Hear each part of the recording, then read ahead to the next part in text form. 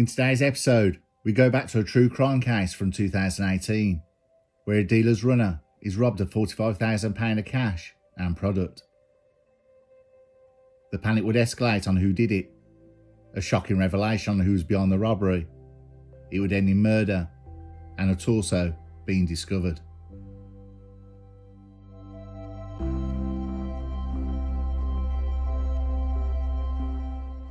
We go back to June 2018 to the market town of Brackley in Northamptonshire. We go to two flatmates, old school friends, Augustus Davis, who's 23 years old, and Robert Fields, who's 22 years old. Augustus Davis, known to everyone as Gus, was a mid-level dealer.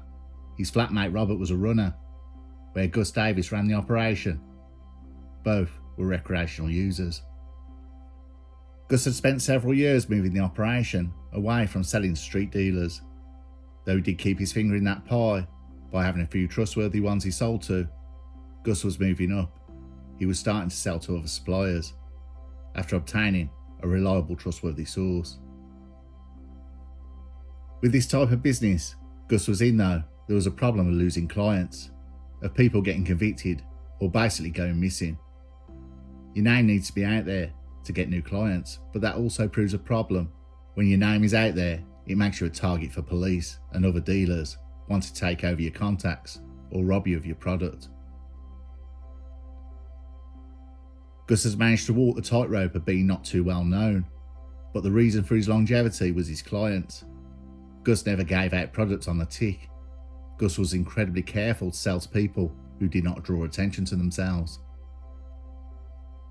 Flash cars, loud mouths, and dressing like a clown in designer brands.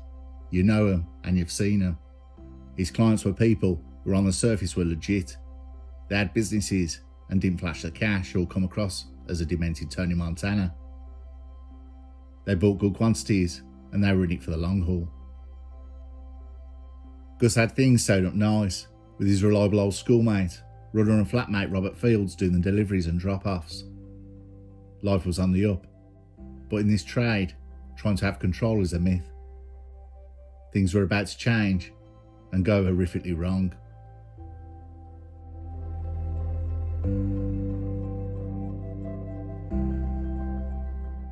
On the 22nd of June 2018, things were running as normal. Gus had received messages on his burner phone of dealers who were needing more supply. Robert Fields was making drop-offs and picking up cash. Gus was in talks lining up another dealer who was vetting for his supply list. Robert Fields was in Birmingham doing a drop-off when Gus received a call. It was Robert. Robert was trying to catch his breath and talking a million miles a minute. Gus told him to slow down and what's the matter. Mate, I've been robbed. Gus said, what do you mean? Who by? What? What they're taken? Gus had thought he'd been ripped off by one of his clients. But what Robert Fields said next made it more scary and a dangerous prospect.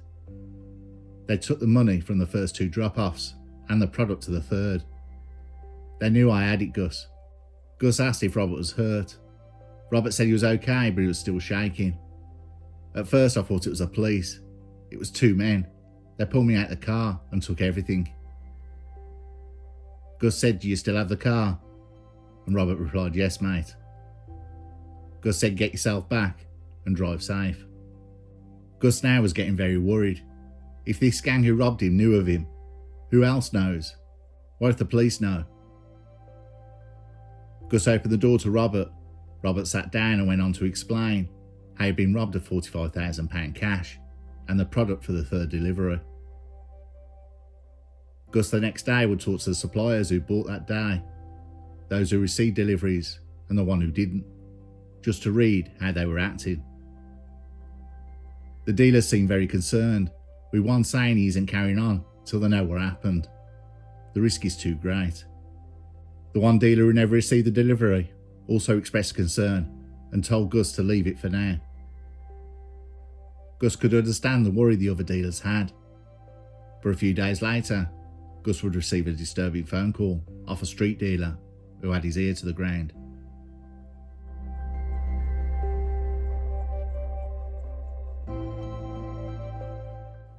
On the 20th of June, Gus answered the phone to the dealer, a dealer who Gus still dealt to.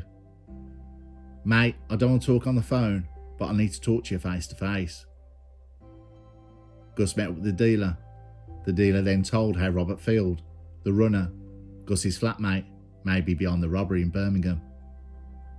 He robbed himself.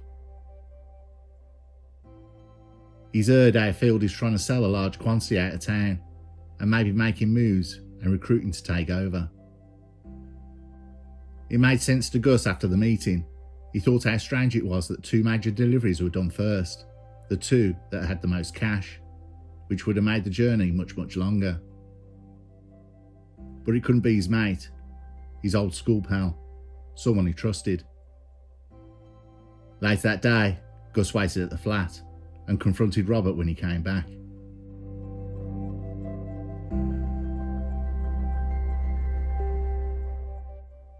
Gus accused Robert of taking the money and the undelivered parcel.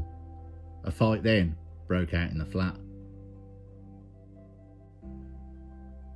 Gus Davis was dead. He'd been stabbed 325 times. Robert Fields then hid the body in the flat and returned a day after the murder. Fields borrowed some bin liners, rubber gloves, a spade and a saw from a friend. Parts would be taken and buried in fields 2 miles away. While Robert Field was away, Simon Atherton, known as Manchester Simon, was a well-known dealer to Robert Fields and Gus Davis. Simon Atherton had turned up at the flat with his girlfriend. Simon entered the flat with a key given to him by Gus and Fields several months back, where he'd collect or drop off. Simon Atherton smelt an overpowering smell and seen the bloodstains on the floor. Knowing something had obviously happened, but not knowing anyone had died, he took full advantage of the situation. Simon Atherton stole £5,000 of cash, £20,000 of various products, and he also stole the TV. After a few days, there was concern from Gus Davis's girlfriend and mother that they could not get in contact with Gus Davis.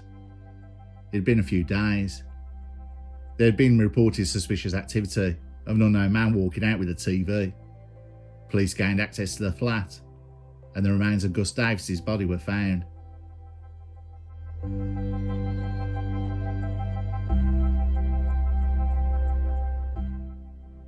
The day after gaining entry to the flat, police issued a statement. A murder inquiry had been launched into a suspicious death.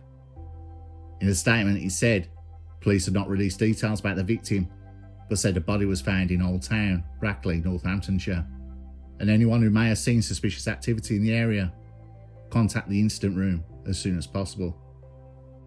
Police's main suspect was flatmate Robert Fields, but cameras had also picked up 2 other people, and they were also being sought by police.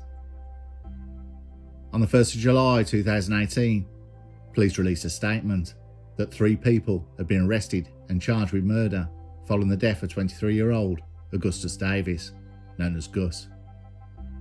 Robert Fields, 22 years old, Simon Atherton, 42 years old, and Amanda Butler, 39 years old, were also charged with money laundering.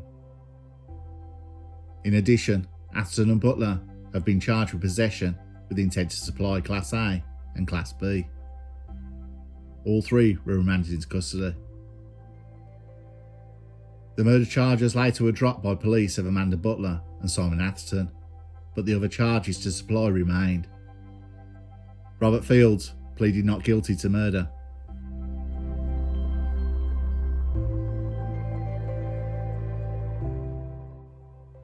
At Northampton Crown Court, on the morning of January 7, 2019, Robert Fields appeared in the dock.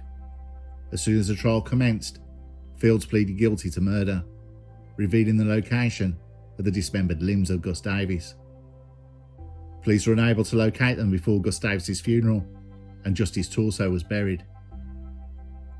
With a new area to search, police recovered parts from Robert Fields' given location, and there was a second burial by the family.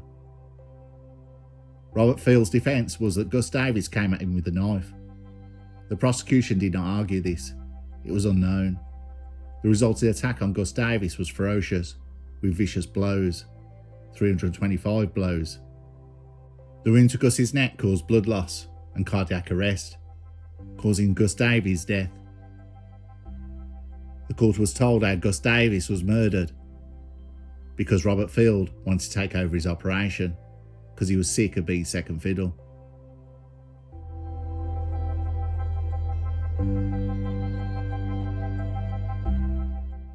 The starting point for Robert Field's sentence was set at 15 years, but aggravating factors, the ferocity of the attack causing 325 wounds, mental or physical suffering inflicted on the victim before death, the concealment and dismembering of the body, and the intention to kill increased the term to 20 years. But a lack of premeditation, indicated by the apparent spontaneous nature of the actual assault, assistance given in locating the missing limbs, though too late for Gus Davies' funeral, the guilty plea and the judge's acceptance of remorse by virtue of a letter from Fields reduced the term to 17 years. 1/10 credit was applied and Field was handed a 15-year and 3-month jail term, minus the 299 days he'd already spent on remand. The trial of Simon Atherton and Amanda Butler concluded a month before Robert Field's trial. The judge said that Atherton had cynically took advantage of the scene he discovered at the flat and then robbed it. Simon Atherton was sentenced to 6 years in prison, with his sentence taking a long history into account, as well as a breach of a suspended jail term for assault. Amanda Butler received 3 months in prison, but was released, having already spent 200 days in custody on remand.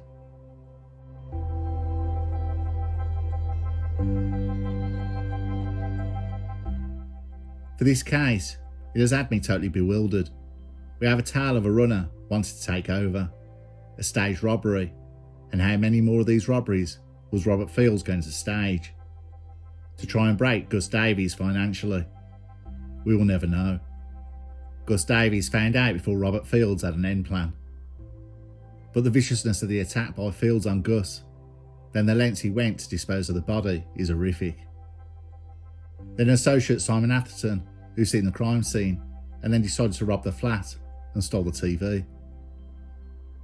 The degradation and suffering from this story is a different level, and the loss Gus's family went through, not only the horrific way his life was taken, but 2 funerals because Robert Fields was too gutless to reveal the location of the limbs.